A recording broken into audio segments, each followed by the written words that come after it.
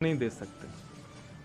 कभी कभी कथा में बताया करता हूं कि मैं पहली बार न्यूयॉर्क गया था कथा करने 2015 में। मेरी दूसरी कथा थी जीवन की, पहली हुई द्वारिका में, दूसरी हुई न्यूयॉर्क में। तो जब मैं जा रहा था तो पहले पिताजी के साथ जाता था, पर पहली बार अपनी कथा के लिए गया तो वहाँ से उनका फ़ोन आया हमारे किसी जो सब व्यवस्था देखते हैं उनके पास कि महाराज जी आ रहे हैं, उनको क्या पसंद है खाने में। तो उन्होंने बोल दिया, बोले महाराज जी को रसगुल्ला और ढोकला बहुत अच्छा लगता। अब ये बताया था कि अब ऐसा थोड़ी कि रोटी सब्जी भी खाते हैं महाराज जी। तो वहां के लोग बेचारे इतने सीधे, उनको लगा ये केवल रसगुल्ला ढोकला पे ही जीते होंगे। मैं 17 घंटे का फ्लाइट करके न्यूयॉर्क पहुंचा। जब मैं वहां पहुंचा, भूख लगी थी बहुत जोरों की। फ्लाइट में कुछ खाया था नहीं, वहीं से खा के निकला था। थेपले माता जी ने बनाए थे, वो कब तक खाऊं मैं उन थेपलों को। एक आध बार खा लिया, भूख लगी थी। तो जैसे ही वहां पहुंचे, मैं एयरपोर्ट से ही बोल दिया उनको, मैंने कहा कुछ प्रसादी है ना, मैं नहा धो के बहुत तेज भूख लगूं। अरे महाराज जी आपका फेवरेट बनाया है। मैंने ठीक है। नहा धो करके जैसे ही आया गुरु भार, एक बड़ी थाली में ढोकला, दूसरा एक बाउल में रसगुल्ला और एक खाली थाली। अब मैं बैठा था, मैंने कहा तो स्टार्टर है, ये तो संग में खाने के लिए है, रोटी सब्जी तो आ रही होगी अभी। और वो सब सामने खड़े, मेरा पूरा परिवार। मैंने कहा बस। बोले महाराज जी यही मंगवाया आपके लिए, रसगुल्ला ढोकला। मैंने कहा रोटी सब्जी। बोले वो तो हमने बनाई नहीं, उन्होंने कहा था आपको ढोकला रसगुल्ला पसंद है। अरे मैंने कहा भाई ढोकला रसगुल्ला पसंद है, कभी कभी जीव के स्वाद के लिए खाता हूं, ऐसा थोड़ी कि इसी पे जीवन जीता हूं मैं।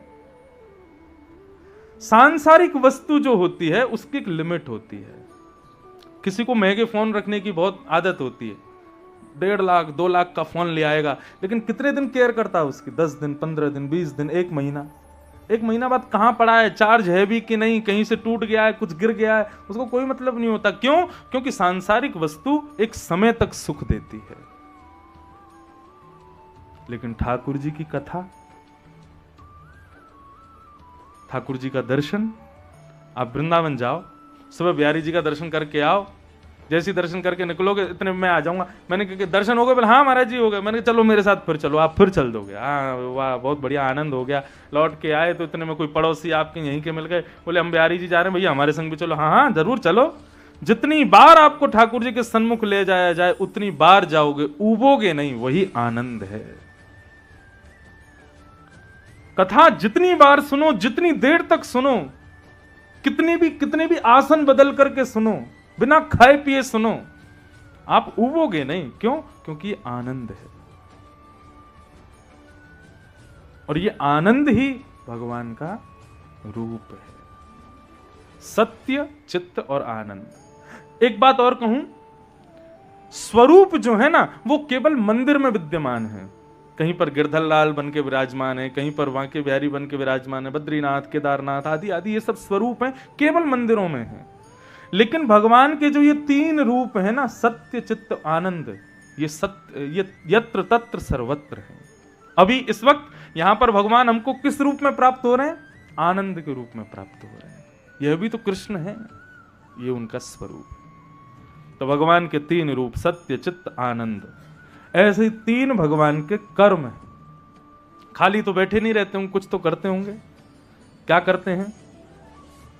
विश्वोत्पत्त्यादि हेतवे, सबसे पहले भगवान विश्व को बनाते हैं, उसके बाद विश्व का पालन करते हैं, और फिर उसका संहार करते हैं। जैसे बालक समुद्र के किनारे जाएगा तो मिट्टी से पहले घर बनाएगा, घर बना के उसको सजाएगा, किसी को भी उसके आसपास नहीं आने देगा।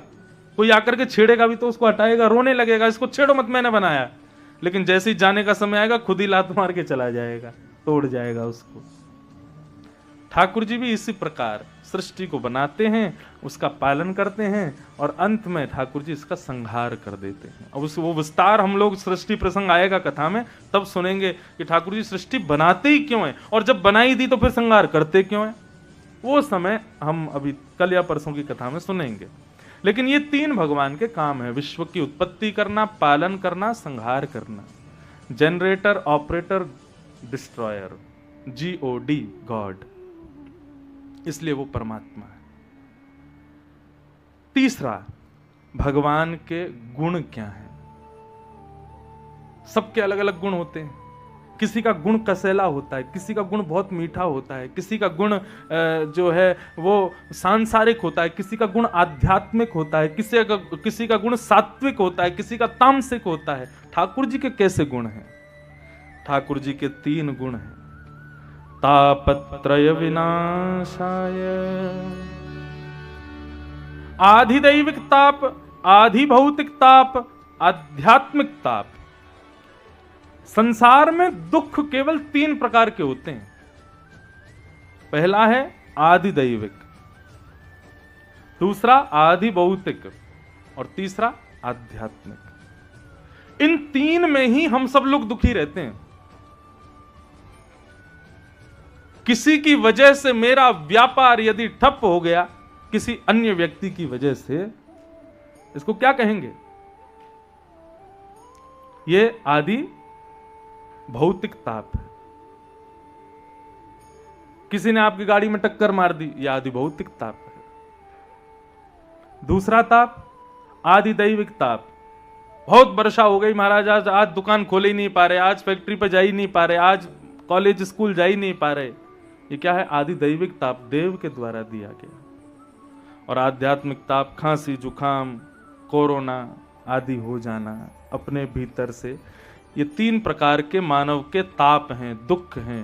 और भगवान का गुण क्या है? बोले मेरी शरण में आने वाले को तीनों आएंगे जरूर, लेकिन अनुभव नहीं होंगे। एक बात गांठ बांध लीजिएगा इस कथा के माध्यम से कि आध्यात्मिक होने से, ठाकुर जी के शरणागत होने से जीवन से दुख चले जाएंगे, ऐसा कभी नहीं होगा। कभी कभी हमारे जीवन में भी कष्ट आ जाता है तो कई लोगों को विश्वास ही नहीं होता, महाराज जी दुखी कैसे हो सकते हैं? क्यों महाराज जी क्यों दुखी नहीं हो सकते? कोई संत यदि रो रहे हो तो उनको देख करके लोग कहते हैं संत कैसे रो सकते हैं, ये तो हरि हरि भक्त हैं, इनकी आंखों में आंसू कैसे आ सकते हैं? क्यों क्यों नहीं आ सकते? संसार का नाम पता है क्या है? भागवत में दुखालयम। क्या नाम है? दुखालयम। भोजन कहां बनता है? भोजनालय में। पढ़ाई करने बच्चे कहां जाते हैं? विद्यालय में। कार्य कहां किए जाते हैं? कार्यालय में। पुस्तकें कहां पढ़ी जाती हैं? पुस्तकालय में। ऐसे दुख कहां भोगे जाते हैं? कभी पुस्तकालय में भोजन करता है कोई? भोजनालय में पुस्तक पढ़ता है कोई? कार्यालय में जाकर के हंसी मजाक करता है कोई? नहीं। विद्यालय में जाकर के कोई सोता है? नहीं। तो फिर इस दुखालय में सुख कैसे भोग लोगे? यहां सब दुखी हैं। दीन कहे धनवान सुखी, धनवान कहे सुख राजा को भारी, राजा कहे महाराजा सुखी, महाराजा कहे सुख इंद्र को भारी, इंद्र कहे चतुरानन को सुख, और ब्रह्म कहे सुख विष्णु को भारी। पर तुलसीदास विचार कहे, हरि भजन बिना सब जीव दुखारी। सब दुखी हैं इस संसार में, सबके जीवन में दुख आता है। कष्ट हमारा जीवन का एक अंग है, वो आएगा ही आएगा। लेकिन आध्यात्मिक होने से, ठाकुर जी के शरणागत होने से एक फायदा होगा। क्या? दुख तो आएगा, लेकिन जितना असर वो पहले छोड़ता था उतना अब नहीं छोड़ेगा। मीराबाई के जीवन में भी दुख आया, ध्रुव के जीवन में भी दुख आया, सूरदास के जीवन में भी दुख आया। सब आता है, दुख तो आएंगे, कष्ट तो आएंगे, लेकिन उनका अनुभव जितना पहले होता था, वो असर जितना पहले करते थे उतना अब नहीं करेंगे। क्यों? ठाकुर जी की शरण में है। बंधुओं, दुखों को आप किस रूप में देखते हो? दुख क्यों आते हैं? कई प्रकार हैं दुख के। पहला प्रकार दुख परीक्षा है व्यक्ति के। अब बच्चा चाहे कि मैं स्कूल तो जाऊं लेकिन कभी एग्जाम ना दूं, हो सकता है? नहीं हो सकता। क्यों? क्योंकि स्कूल में यदि उसको अपनी गति बढ़ानी है, अगली कक्षा में जाना है, तो फिर परीक्षा तो देनी पड़ेगी। ठीक वैसे ही जीवन में यदि उन्नति को प्राप्त होना है, अगली कक्षा में प्रवेश करना है, थोड़ा और हायर एजुकेशन प्राप्त करनी है, तो परीक्षा तो देनी पड़ेगी, कष्ट तो पार करना पड़ेगा, दुख से जूझना तो पड़ेगा। तो कष्ट क्या है, दुख क्या है, परीक्षाओं की जैसी है। दूसरा दुख क्या है, हमारा प्रारब्ध है। हमने जो कर्म किया वो लौट करके हमारे पास आता है, वो करना ही पड़ेगा, हमको भोगना ही पड़ेगा। आप अगर ठाकुर जी से प्रार्थना करो कि इसको दूर कर दो तो ये संभव नहीं है। जगन्नाथपुरी में भगवान के एक भक्त हुए, उनका नाम था श्री माधव दास। माधव दास जी पूरे दिन जगन्नाथ जी के मंदिर में ही रहते थे। कभी सुबह दर्शन, दोपहर में दर्शन, फिर दर्शन, 15 मिनट बाद फिर दर्शन, पूरे दिन दर्शन ही दर्शन करते रहते थे। लेकिन एक बार माधव दास जी का पेट का एक रोग हो गया, जिसकी वजह से उनको बार बार शौचालय जाना पड़ता था। अब बार बार माधव दास जी शौचालय भगते थे तो मंदिर जाना नहीं हो पाता। तो माधव दास जी ने मन में सोचा, अब मैं इतना पवित्र हो गया, अब मंदिर में कैसे जाऊं। समुद्र के किनारे लेट गए, वहीं पर मलमूत्र का त्याग करते जा रहे थे और बड़े दुखी, हताश, निराश, कमजोर होकर के पड़े थे। माधव दास के इस दुख को देख के जगन्नाथ जी रह नहीं पाए और जगन्नाथ जी वहीं प्रकट हो गए और प्रकट होकर समुद्र का जल लेके आते और माधव दास के ऊपर जो मलमूत्र से वो सने हुए थे, वहां जगन्नाथ जी अपने हाथ से जल डाल रहे थे। जैसे ही माधव दास जी के अंग पर वो जल पड़ा, माधव दास जी के नेत्र खुले, उन्होंने जैसे ही देखा तो साक्षात जगन्नाथ जी खड़े हैं, अपने हाथों से जल डाल रहे हैं, उनके अंग पे लगे हुए मल को साफ कर रहे हैं। माधव दास जी उठ के बैठ गए, बोले भगवान आप क्या कर रहे हैं, आप अत्यंत पवित्र हैं, आप यज्ञ भोक्ता हैं, आपकी प्रसादी, आपका वस्त्र, आपको माला सब इतनी शुद्धता से पधराई जाती है और आप यहां मेरे मल को साफ कर रहे हैं, क्यों कर रहे हैं भगवान। बोले मैं अपने भक्तों का कष्ट देख नहीं पाता। माधव दास जी ने हाथ पकड़ लिया भगवान का, कष्ट देख नहीं पाते तो दूर ही कर दो, ठीक कर दो मेरे को। मुझे ठीक नहीं करोगे लेकिन मेरे मल को अपने हाथों से साफ कर सकते हो। अरे ये रोग जो मुझको हुआ है इसको दूर क्यों नहीं करते। भगवान ने इतना सुंदर उत्तर दिया, बोले माधवा यदि मैंने अभी तेरा कष्ट दूर कर दिया ना तो ये तेरा प्रारब्ध है, इसको भोगने के लिए तुझे फिर आना पड़ेगा और तुझे मेरा त्याग फिर से करना पड़ेगा। और मैं चाहता हूं कि तू अपने सारे प्रारब्धों को अभी भोग ले और सबको नष्ट करके तू मेरा हो जा, ताकि तू मुझे छोड़ के कभी ना जावे। यदि अभी मैंने इसको रोक दिया, इसको खत्म कर दिया, इस कष्ट को तुझसे दूर कर दिया, तो तू मेरे साथ चलेगा तो सही, लेकिन ये कष्ट तेरा रह जाएगा प्रारब्ध के रूप में, कभी ना कभी तुझे भोगने के लिए फिर से जन्म लेना पड़ेगा। इसलिए जब मेरे भक्त अधीन होता है ना तो मैं उसको सारे कष्ट, उसके प्रारब्ध के जितने हैं सब जल्दी जल्दी भुगवाता हूं, ताकि वो सबसे मुक्त होकर सदा सर्वदा के लिए मेरा हो जाए। आगे से जीवन में कष्ट आवे स्वीकार करना और हंसी खुशी स्वीकार करना। किस भाव से कि ठाकुर जी मेरे प्रारब्धों को नष्ट कर रहे हैं। भगवान से कभी नहीं कहना चाहिए मेरे कष्ट दूर हों। शंकर जी पे बिल्वपत्र कभी इस भाव से नहीं चढ़ाना चाहिए हमारे कष्ट दूर हो जाएं। ठाकुर जी से प्रार्थना करना, प्रभु मेरे लिए जो उचित है मुझे दीजिए। बाकी रही बात कष्टों की, कष्ट दूर नहीं होंगे लेकिन कष्टों से जूझा कैसे जाए उसका बल आप मुझे देना। मैं लड़ूंगा भगवान, आप कष्ट दूर मत करो लेकिन मुझे बल प्रदान करो ताकि मैं इससे लड़ सकूं। यह है भाव।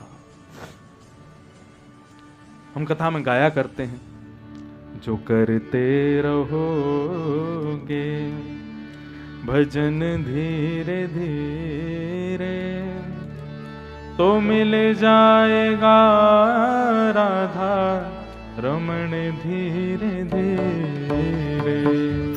जो करते रहोगे भजन धीरे धीरे, करताल बजा के गाओ, तो मिल जाएगा राधा रमण धीरे धीरे। व्यक्ति जब भजनानंदी हो जाता है ना, व्यक्ति जब वैदिक आध्यात्मिक स्थिति में पहुंच जाता है तो प्रारब्ध उसको बड़े बड़े भोगने पड़ते हैं, छोटे छोटे तो उसके भजन से ही नष्ट हो जाते हैं, उसके कीर्तन से ही नष्ट हो जाते हैं। उसके कथा श्रवण, तीर्थ यात्रा और वैष्णवों की सेवा, ब्राह्मणों की सेवा, ब्रजवासियों की सेवा, गौ की सेवा, ये सेवा से उसके छोटे मोटे प्रारब्ध तो इन्हीं से नष्ट हो जाते हैं। बाकी रही बात, हाँ कोई बहुत बड़ा पाप किया होगा तो वह भी एक सूक्ष्म रूप से आएगा, लेकिन आएगा जरूर। इसलिए क्या करो, जीवन को भजन युक्त बना लो। तुलसीदास जी कहते हैं ना, हरि भजन बिना सब जीव दुखारी।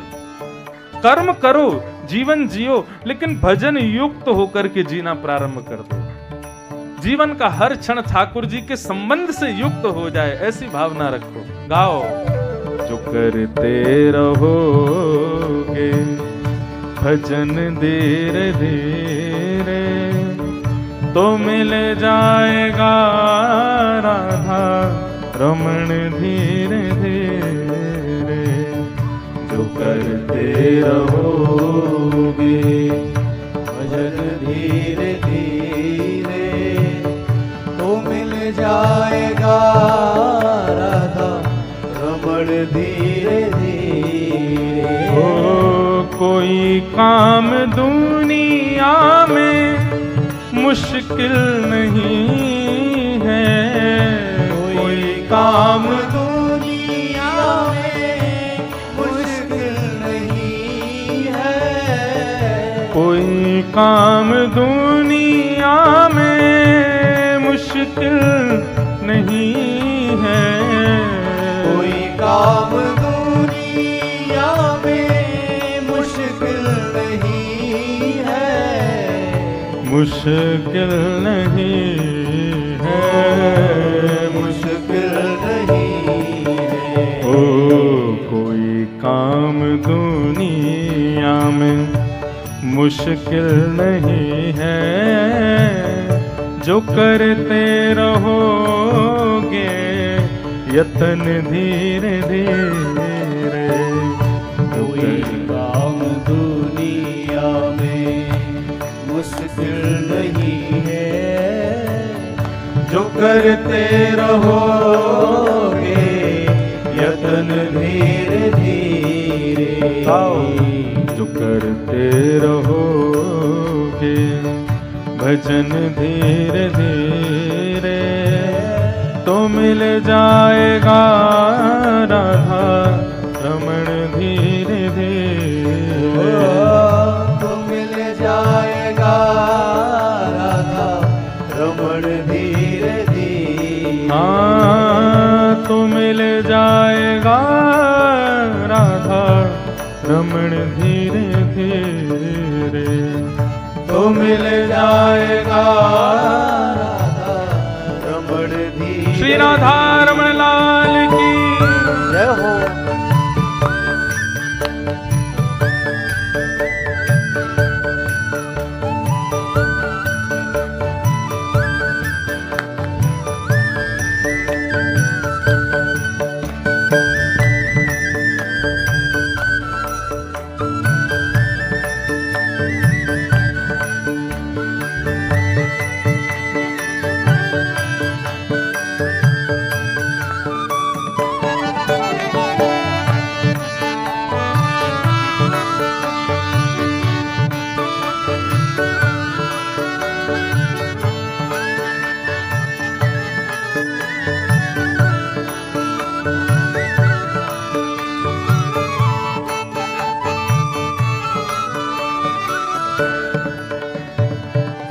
अगर उनसे मिलने की दिल में तमन्ना, अगर उनसे मिलने की दिल में तमन्ना, अगर उनसे मिलने की दिल में तमन्ना, अगर उनसे मिलने की दिल में तमन्ना, दिल में तमन्ना, दिल में तमन्ना।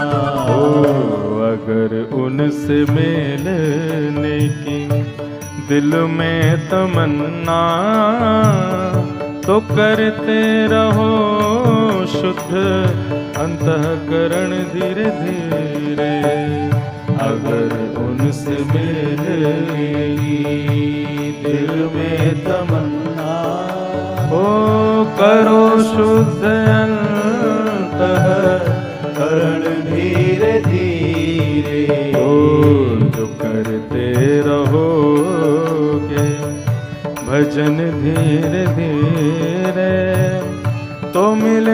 जाएगा राधा रमण धीरे धीरे, तो मिल जाएगा राधा रमण धीरे धीरे। हाँ तो मिल जाएगा राधा रमण धीरे धीरे, तो मिल जाएगा राधा रमण धीरे धीरे।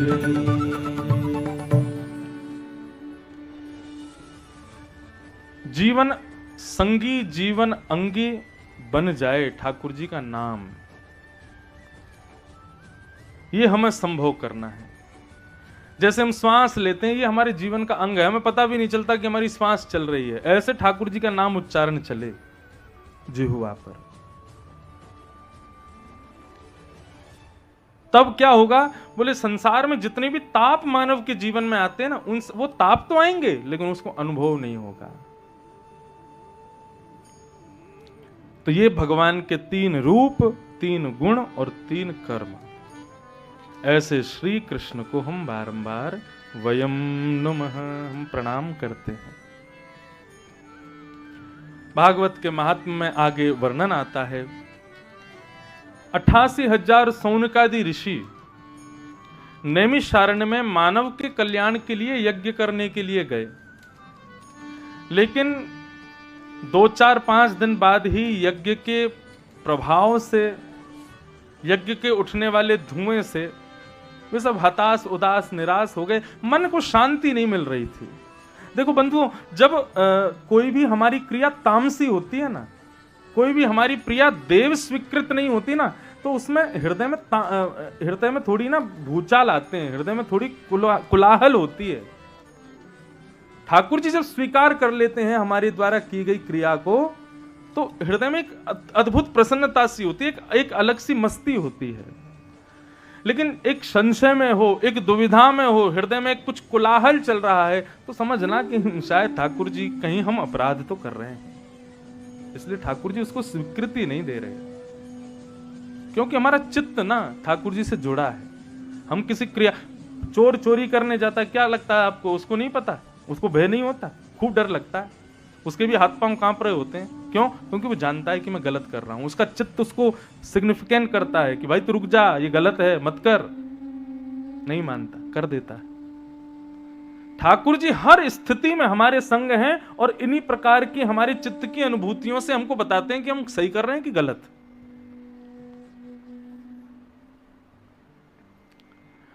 अठासी 88,000 सौनकादि ऋषि बहुत बड़ा यज्ञ कर रहे थे हम मानवों की कल्याण के लिए, लेकिन उनके चित्त को प्रसन्नता नहीं हो रही थी, संतोष नहीं हो रहा था। तभी वहां पर परम विद्वान सूत जी का आगमन हुआ। और आप सबने भी अनुभव किया होगा, जब चित्त थोड़ा विचलित होता है ना, उस समय किसकी याद आती है?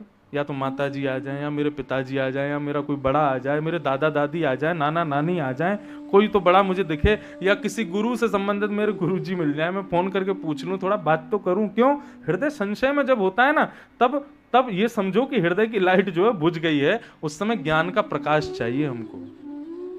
कोई आकर के 2 शब्द अच्छे कह दे, कुछ बढ़िया सुना दे, तो हृदय थोड़ा सा हमारा आनंदित हो जाए। यही हुआ। सौनकादि ऋषि जब विचलित हुए, तभी वहां सूत जी का आगमन हुआ। और सूत जी से सौनकादि ऋषियों ने प्रश्न किया, भगवान मानव कल्याण का उपाय क्या है? हम लोग जो यज्ञ कर रहे हैं, हमारा हृदय इससे शांत नहीं है। हृदय शांत नहीं है, इसलिए इसका मतलब यह संकेत है कि इससे मानव कल्याण नहीं होगा।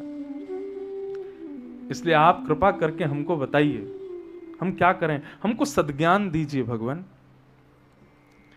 तब सूत जी महाराज कहना प्रारंभ करते हैं कि कालव्याल मुखग्रास त्रास निर्णास हेतवे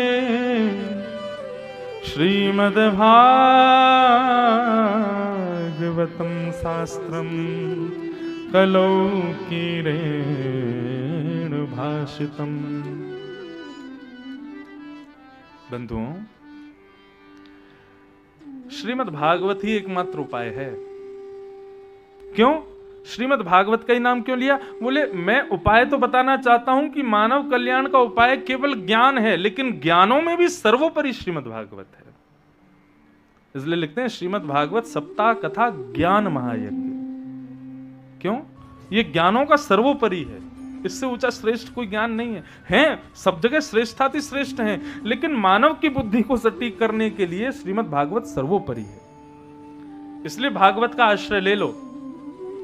सौनकादि ऋषि बोले ये भागवत क्या है? तब भागवत जी प्रचलित नहीं थी, तब की बात है। बोले अरे भागवत साक्षात कृष्ण का स्वरूप है, साक्षात भगवान का वांग्मय विग्रह है। अच्छा जरा इसके बारे में हमको बताइए, ये भागवत की कथा किसने किसको सुनाई थी सबसे पहले? बोले सबसे पहले ये भागवत की कथा सनक सनंदन सनातन सनत कुमारों ने श्री नारद जी को सुनाई, भक्ति ज्ञान वैराग्य को सुनाई।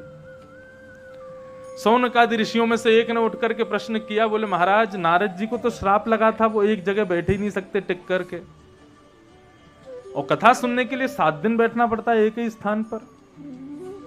ये कैसे संभव हो सकता है? आप कृपा करके हमें बताइए। तब यहां पर सनत कुमार और नारद जी के संवाद की कथा सुनाते हैं, जो कि सबसे पहली कथा हुई थी। बोले एक बार बद्रीनाथ की बात है, नारद जी महाराज वहां विचरण कर रहे थे, तभी उनको सनत कुमार मिल गए। भगवान के प्रथम अवतार हैं सनक सनंदन सनातन सनत कुमार। सनत कुमारों ने जैसे नारद जी को देखा तो नारद जी को देखते ही वो चेहरे से ही पहचान गए कि ये दुखी हैं। मानव की सबसे बड़ी पहचान होती है उसका मुखमंडल, उसका चेहरा बता देता है टेंशन में है, प्रसन्न है, खुश है, लालची है, लोभी है, दुखी है, चिड़ोकला है। मानव का चेहरा ही बता देता है। हम तो इतने लोगों से मिलते हैं दुनिया भर में कि ये फेस रीडिंग सीखी नहीं है, लेकिन आ गई है। आदमी के प्रणाम करने की स्टाइल से पता चल जाता है किस भाव से कर रहा है।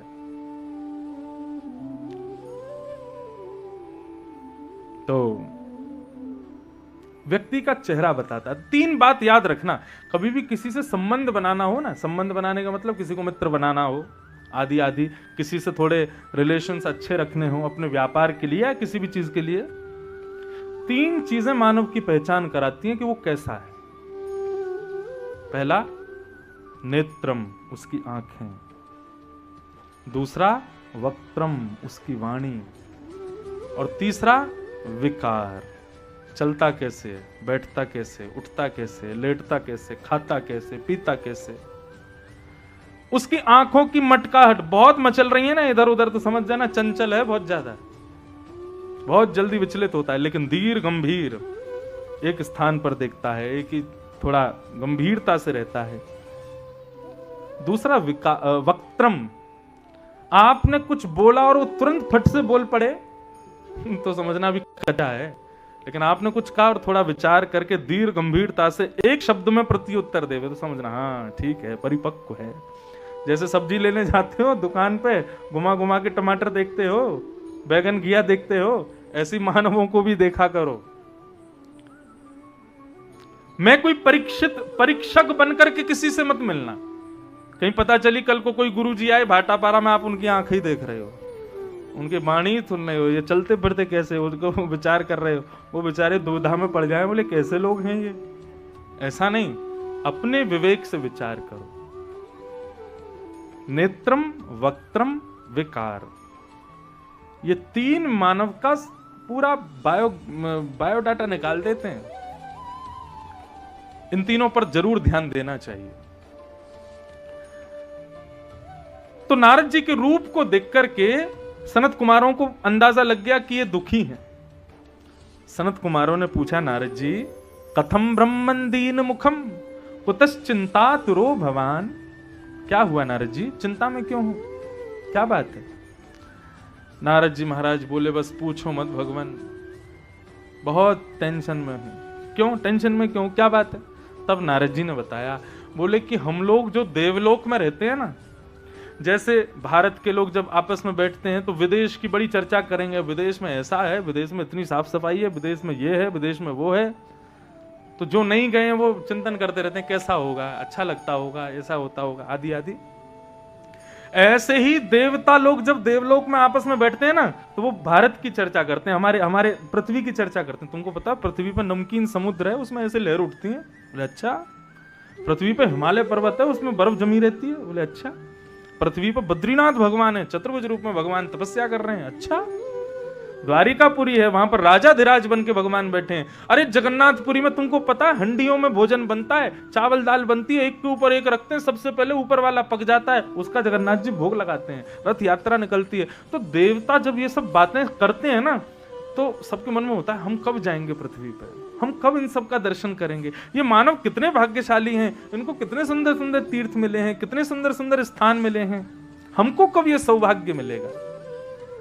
इस प्रकार देवता चर्चा करते हैं आपस में। सब लोग ध्यान से सुनो। तो नारद जी बोले कि अहम तुम पृथ्वीम यातो ज्ञात्वा सर्वोत्तमामिति। इस पृथ्वी को सर्वोत्तम समझ करके मैं इस पर घूमने आया था, लेकिन मैंने क्या पाया, क्या पाया। बोले कहां कहां गया मैं। बोले पुष्करम च प्रयागम च काशी गोदावरीम तथा हरिक्षेत्रे कुरुक्षेत्रे श्रीरंगम सेतु बंधनम, लेकिन मुझे कहीं भी शांति नहीं मिली। मेरा हृदय इतना विचलित हो गया यहां आकर के, हम लोग जैसा सुनते हैं वहां बैठ करके वैसा बिल्कुल भी नहीं है यहां पे। बोले कैसा है यहां पर। बोले सत्यम नास्ति, लोग सबसे ज्यादा झूठ बोलते हैं यहां पे। सत्यम नास्ति तपह नास्ति, लोग यहाँ पे तप नहीं करते, भजन नहीं करते, दिखावा करते हैं, ढोंग करते हैं तप करने का, भजन करने का। और जो वास्तविक में कर भी रहे हैं, उनके चित्त में मैंने झांक के देखा तो वे सब भी भजन किसी ना किसी कामना से कर रहे हैं, निष्काम तो कोई है ही नहीं यहाँ पे। ये बंधुओं 5000 10,000 साल पहले नारद जी पृथ्वी पर आए तब की स्थिति बता रहे हैं, आज की तो पूछो ही मत। आजकल तो देवलोक में बैन लग गया होगा, वीजा ही नहीं लग रहे होंगे पृथ्वी के, भेजते ही नहीं होंगे। बोले मत जाओ भैया, खतरनाक है। राक्षसों से मत डरना, इन इंसानों से डरना। राक्षस फिर भी ठीक होंगे। रावण आदि के यहां पर नारद जी जाते थे तो बहुत सम्मान होता था। आज नारद जी यदि आ जाएं तो कोई पाखंडी समझ के भगा और देगा उनको। पृथ्वी पर अभी देवलोगों का रिस्ट्रिक्टेड कर रखा है आना। नारद जी बोले भाई मैं सब जगह गया, हरिद्वार गया, कुरुक्षेत्र गया, श्रीरंगम गया, सेतु बंधन गया, काशी गया, वाराणसी गया, आदि आदि सब जगह गया। मंदिरों में भगवान की दुर्गति हो रही है, नारद जी सब बोलते हैं यहां पर। काशी विश्वनाथ मंदिर में महाराज आदमी को बस दूध चढ़ाने की होड़ पड़ी है, जैसे मानो शंकर जी प्रकट हो जाएंगे दूध चढ़ते ही। कोई भी ये विचार नहीं कर रहा है कि ठाकुर जी के सुख का विचार करें। हम थोड़ा धैर्य धारण करके मंदिर में जाएं, थोड़ा व्यवस्थित रूप से करें। सबको होड़ लगी है, इसने मुझसे बढ़िया माला पहना दी, मैं इससे भी बढ़िया लेके आऊंगा। और मैंने क्या देखा। बोले सत्यम नास्ति तपह नास्ति शौचम नास्ति, पवित्र नहीं है लोग, झूठे कूटे रहते हैं, पवित्रता बिल्कुल भी नहीं है। और दया नास्ति, लोगों में दया नहीं है, केवल दिखावा है दया का। अगर किसी पर दया करते भी हैं तो फोटो खींच के अखबार में दे देते हैं। हमने कल रात में इतने कंबल बांटे थे। दया करेंगे तो ढिंडोरा पीट देंगे कि हमने ऐसा ऐसा किया। दया नास्ति। दानम न विद्यते, दान की तो पूछो ही नहीं, बिल्कुल नहीं करते हैं, निकलता ही नहीं है। उदर भरिणो जीवा, पूरे संसार में मैंने क्या देखा, मानव केवल एक चीज के लिए जी रहा है। किस चीज के लिए? कि मैं अपना पेट कैसे भरूं, अपना और अपनों का पेट कैसे पालूं। उदर भरिणो जीवा बराका कूट भाषण, कड़वी वाणी बोलते हैं, किसी से मीठा नहीं बोल रहे। अब इसको मैं पूरा पढ़ूं ना, एक एक श्लोक इतना भयंकर है यहाँ पर। हम लोगों का ये समझ लेना कि मेरे आगे किसी ने दर्पण रख दिया क्या, सब कुछ हमारे बारे में ही लिखा है यहाँ पे। बगल में बड़ा भाई खड़ा है, उसकी नहीं मानेंगे। यहां लिखा शाल को बुद्धिदायक, पत्नी का भैया खड़ा है तो वो जो कह देगा उसको तुरंत मान लेंगे। हाँ ये ठीक कह रहा। शाल को बुद्धिदायक। बूढ़ी माँ बगल में बैठी है, वो कह रही बेटा ऐसा करना, पत्नी कहते ऐसा करना, जो हुक्म मेरे आका, जो कहोगे सो करेंगे, करिष्ये वचनम तव। बहुत बुरी बुरी स्थिति बताई है यहाँ पर। बोले मैंने इतने बड़े बड़े मठ मंदिर देखे, मैंने पूछा ये किसके हैं? बोले त्यागी जी के। नाम है त्यागी, बना रखे हैं बड़े बड़े आश्रम। मैंने पूछा इतना शोर कहां से आ रहा है? बोले मौनी बाबा के आश्रम से। मैंने पूछा इतने बच्चे किसके घूम रहे हैं? बोले ब्रह्मचारी जी के। सब कुछ उल्टा है। ये पृथ्वी बहुत विचित्र है। यहां पर लिखा है विवाह नहीं होता है तो क्या होता है? बोले विक्रय होता है बेटी का। हमारा बेटा इतना पढ़ा लिखा है, इतना विद्वान है, इतने से कम में तो ब्याह करेंगे ही नहीं इसका हम। बोले जो विवाह का सात्विक संबंध, दो परिवारों का एक सात्विक मिलन हृदय संबंध के लिए होता है, उस विवाह को यहां के लोगों ने आजकल व्यापार बना दिया। बच्चे को इसलिए नहीं पढ़ा रहे हैं कि वो बड़ा बन करके कुछ बन जाए, इसलिए पढ़ा रहे हैं बेटा अच्छा पढ़ा लिखेगा तो बढ़िया लड़की आएगी, बढ़िया तेरा ब्याह होगा। कल को लड़का लड़की वाले पूछेंगे कितना पैसा लगाना है शादी में, तो यही तो पूछेंगे पहले ये बताओ लड़का पढ़ा कितना है। चार्टर्ड अकाउंटेंट है, IAS ऑफिसर है, तो भाई इतना तो बनता है, 1 करोड़ तो खर्च करना ही पड़ेगा। विक्रय हो रहा है। इतना कटु सत्य है कि हम उसको सुन भी नहीं सकते।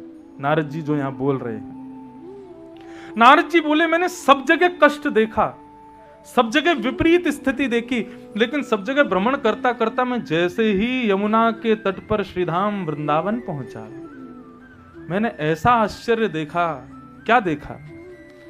बोले मैंने देखा कि एक युवती बैठी है, परम सुंदरी युवती, असंख्य दास दासियां उसके पंखा कर रहे हैं, उसके गोद में 2 वृद्ध लेटे हुए हैं।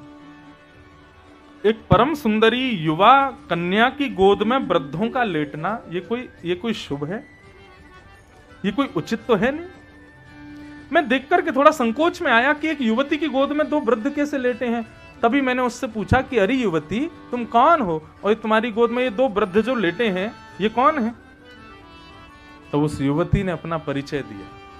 अहम भक्ति ऋतिख्याता इमो में तनयो मतौ ज्ञान वैराग्य नामानो कालयोगेन जर्जरो। मैं भक्ति हूं। नारद जी बोले अरे तुम भक्ति हो? बोले हाँ। नारद जी ने दंडवत प्रणाम किया, जय हो मैया, हम तो करते थे, देखा पहली बार आपको। और ये दोनों कौन है? बोले इमो में तनयो मत, ये मेरे दोनों बेटे हैं। एक का नाम ज्ञान है, दूसरे का नाम वैराग्य है। मां मुझे क्षमा करना, लेकिन मुझे पूछना नहीं चाहिए, लेकिन मां वृद्ध हो, बच्चे युवान हो तो देखा जाता, बच्चों की सफेद दाढ़ी निकल आई है, वृद्ध हो गए, झुर्रियां पड़ गई हैं चेहरे पर, और आप बिल्कुल युवावस्था में हो। ये कैसे संभव हो सकता है? भक्ति महारानी रोने लगी और कहने लगी नारद इसी से तो मैं दुखी हूं। संसार में हर व्यक्ति मुझे प्राप्त करना चाहता है, लेकिन मेरे पुत्रों को प्राप्त नहीं करना चाहता। मैं जिस नगर में जाती हूं वहां के लोगों में जितनी ज्यादा भक्ति में उतनी युवान होती हूं। मेरे पुत्र भी जिस नगर में जाते हैं वहां के लोगों में जितना ज्ञान होगा उतना मेरा बड़ा पुत्र युवा हो जाता है, जितना वैराग्य होगा उतना मेरा छोटा पुत्र युवा हो जाता है। सब जगह जाकर के हम तीनों वृद्ध रहे, लेकिन जब हम वृंदावन में आए ना तो मैं तो यहां युवान हो गई, लेकिन मेरे पुत्र अभी भी वृद्ध हैं। समझ में आई क्यों है वृद्ध? क्योंकि लोगों में ज्ञान और वैराग्य लेश भी नहीं है।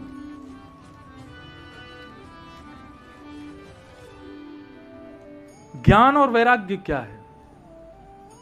ज्ञान का मतलब आप ये मत सोचिएगा कि आप बनारस हिंदू विश्वविद्यालय में चले जाओ, 4 वेदों का पढ़ना प्रारंभ कर दो, सारे पुराणों को पढ़ना शुरू कर दो, रामचरितमानस की सारी चौपाइयां याद कर लो तो तुम ज्ञानी हो जाओगे। नहीं। पोथी पढ़ पढ़ जगमुआ पंडित भयाना, 2.5 आखर प्रेम का पढ़े सो पंडित हो। ज्ञान का मतलब क्या है? ज्ञान का मतलब बहुत विद्वान होना ज्ञानी नहीं है। यदि बहुत पढ़ा लिखा होना ज्ञानी होता तो रावण बहुत पढ़ा लिखा था, बहुत विद्वान था। उसको दशानन हम लोग इस रूप में देखते हैं कि उसके 10 सिर थे, लेकिन इसकी वास्तविकता यह है कि हम मानवों के एक बुद्धि में जितनी शक्ति है, जितनी क्षमता है, इतनी रावण पर 10 थी। इतना विद्वान था वो। शंकर जी के यहां जब जाता था तो पट्टेदार संस्कृत बोलता था और नई नई स्तुतियां बना करके ठाकुर जी को सुना देता था। बहुत ज्ञानी था। लेकिन ऐसे ज्ञान का क्या? आज तक दशहरा ग्राउंडों में जगह जगह जलता रहता है। ऐसा ज्ञान ही नहीं। ज्ञानी कैसे बनो? ज्ञान का मतलब क्या है? ज्ञान का मतलब विवेक युक्त होना है। कई लोग ऐसे होते हैं, कॉलेज नहीं गए कभी, यूनिवर्सिटी नहीं गए कभी, स्कूल्स की पढ़ाई नहीं देखी उन्होंने, लेकिन वो जब स्कूल में जाते हैं ना तो बड़े बड़े पीएचडी करने वाले भी उनको सुनते हैं कि ये बोल क्या रहे हैं, कर कैसे रहे। मैं जब स्कूल जाता था तो मेरे क्लासमेट्स मेरी चोटी खींचते थे। चोटी थी हमारी लंबी, बच्चे तो सब बुलिंग करते हैं स्कूल में।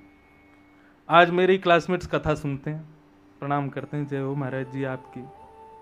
क्यों? क्योंकि यहां केवल ज्ञान नहीं परोसा जा रहा है, यहां आपको विवेक युक्त बनाया जा रहा है। विवेक का मतलब क्या है? सद असद की पहचान होना, यह है मूल ज्ञान। जीवन की परिस्थितियों में क्या कदम उठाने चाहिए, हमको कैसे आगे बढ़ना चाहिए, अब क्या करना चाहिए, अब यह परिस्थिति अब कैसे निकलना चाहिए, इन स्थितियों में जो अपनी बुद्धि से विवेक युक्त होकर के जीवन को जीता है वो ज्ञानी है। स्वामी विवेकानंद लेक्चर दे रहे थे अमेरिका में, तो एक कन्या उन पर रीझ गई, उनसे जाके बोली मैं आपसे ब्याह करना चाहती हूँ। स्वामी विवेकानंद बोले क्यों? बोले ताकि आप मुझसे ब्याह करोगे तो फिर मैं आप जैसे विद्वान पुत्र को जन्म दे सकूं, आप जैसे विद्वान पुत्र की मां बनना चाहती हूं। स्वामी विवेकानंद 2 मिनट तो सोचते रहे, उसके बाद में फिर उस कन्या की 3 परिक्रमा लगा के चरण छू के बोले मैं अपने जैसा पुत्र आपको दे पाऊंगा ये मैं गारंटी नहीं कह सकता, लेकिन इस जन्म में आपका पुत्र बन के मैं ही रह लूंगा। आज से मैं आपका बेटा हूं, आप मुझे अपना पुत्र मान लो।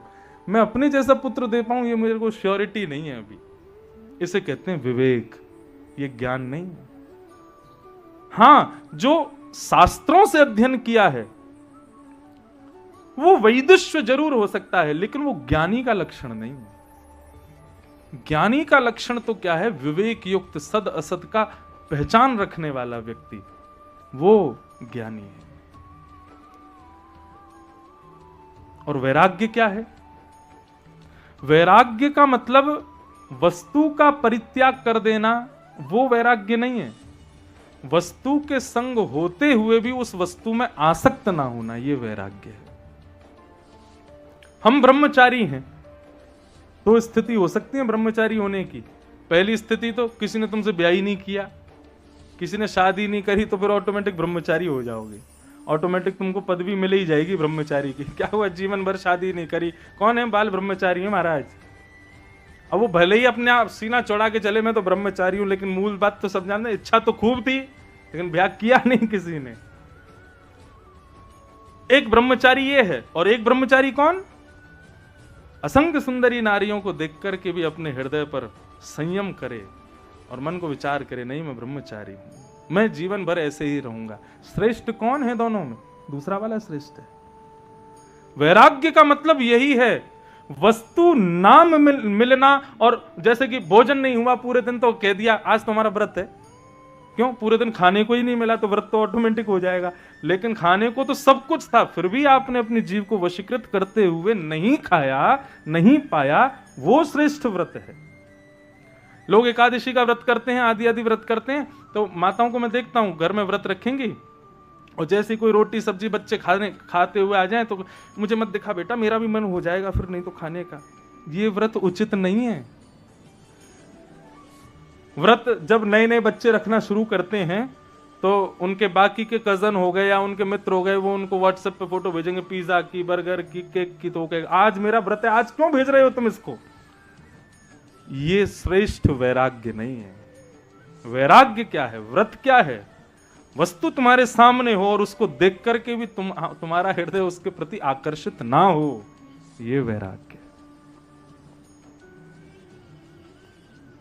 घर छोड़ करके चले गए, पत्नी बच्चों को छोड़ के हिमालय पर जाकर के तप करने लगे, वो वैरागी श्रेष्ठ नहीं है, क्योंकि उसने वस्तु का त्याग किया है।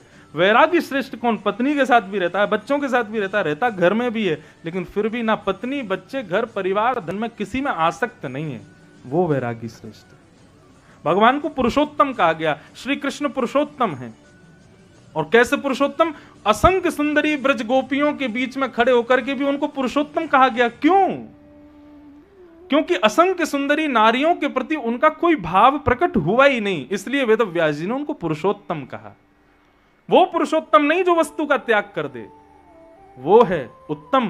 कौन? जो वस्तु में रहते हुए भी उस वस्तु के प्रति आकर्षित ना हो। तो वैराग्य का परिभाषा समझ गए, ज्ञान की परिभाषा समझ गए। तो भक्ति का दुख का कारण यही था कि मुझे तो सब भजना चाहते हैं, सुबह सुबह ऑफिस जाएंगे, बगल में हनुमान जी का मंदिर, महावीर विक्रम सरंगी कंचन पढ़ना तो सब जानते हैं, लेकिन उस तुलसीदास जी के कृत हनुमान चालीसा का भाव कितने लोग जानते हैं? श्री गुरु चरण सरोज रज निज मन मुकुर सुधार, वर्णौ रघुवर विमल यश जो दायक फलचार। सबको याद है, यहां देता हूं माइक, आके बताओ इसका अर्थ क्या है। नहीं जानते, और हम अपने आप को ज्ञानी कह रहे हैं।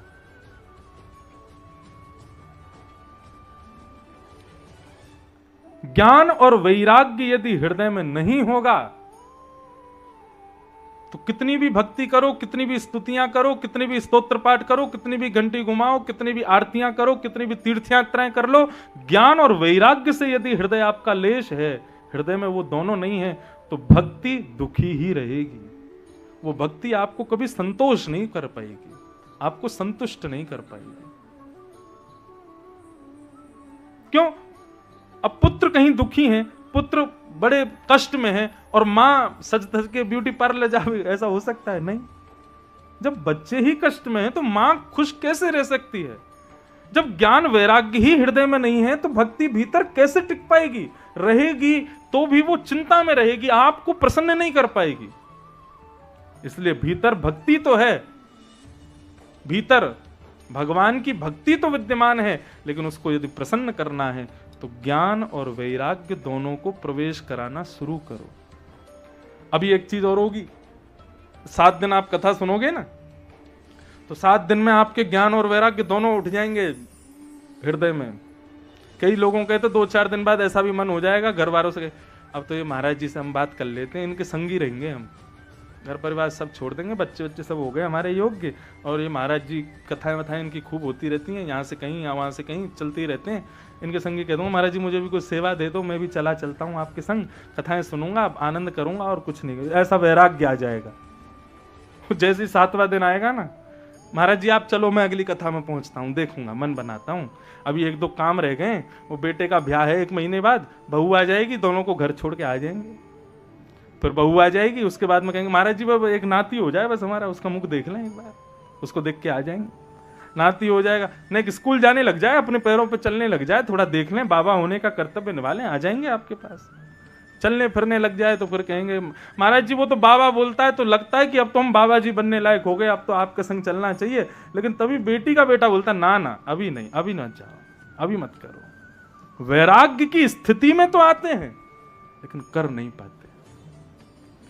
बिल्कुल मत करो। वैराग्य का मतलब यह है ही नहीं कि तुम वस्तुओं का त्याग कर दो, वस्तुओं के बीच में रहो, अपने ऊपर एनालाइज करो कि तुम कितने आसक्त हो रहे हो उसके प्रति, और यदि वहां पर तुम अपने आप को वशीकृत कर लो तो समझना हाँ अब वैराग्य आया है जीवन में। लेकिन भक्ति कैसी होनी चाहिए? ज्ञान और वैराग्य से युक्त हो, तब भक्ति प्रसन्न। नारद जी महाराज ने कहा कि देवी ये सब कलयुग की वजह से हो रहा है, तुम्हारे बच्चे दोनों दुखी हैं। भक्ति महारानी ने चरण पकड़ लिए, बोले प्रभु आप संत हैं, आप भगवान के परम वैष्णव भक्त हैं, मैं आपसे प्रार्थना करती हूं मेरे बच्चों को पुनः युवान करने का कोई साधन ढूंढिए। यदि ऐसा नहीं हुआ तो विदेशम गम्यते मया, मैं भारत छोड़ के चली जाऊंगी।